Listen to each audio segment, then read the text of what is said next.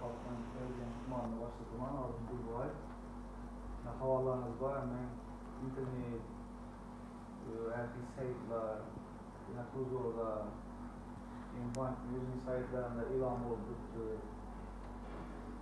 2024 dekabrda hizmetli prezidentimizi Türkiye seyretlerinde 2025 yılda kılınalan işler yaratılan işçi orunla ahaliye kolaylık yaratış için yeni kredi produktları, nəsələri cari kılındı. 2025 yılda banklerde kəndə özgərişi olub, yaxşı produktlar açıldı. Mesela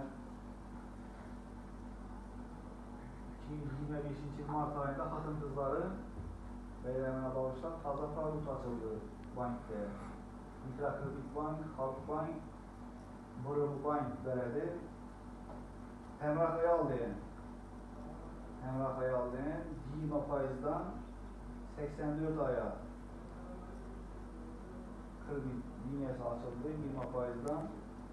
Bunda hizmet göstərir, işləp çıxarış, ümumi katlanış, cihazlaş üçün, mesela tüm maşinalar üçün, ya olmasa pişirikçilik etədə olmasa şu pişirik nələrini üstünələri, peçkə, nə alış üçün 7 ilə 2 imtiyazlı devr bilen belədir.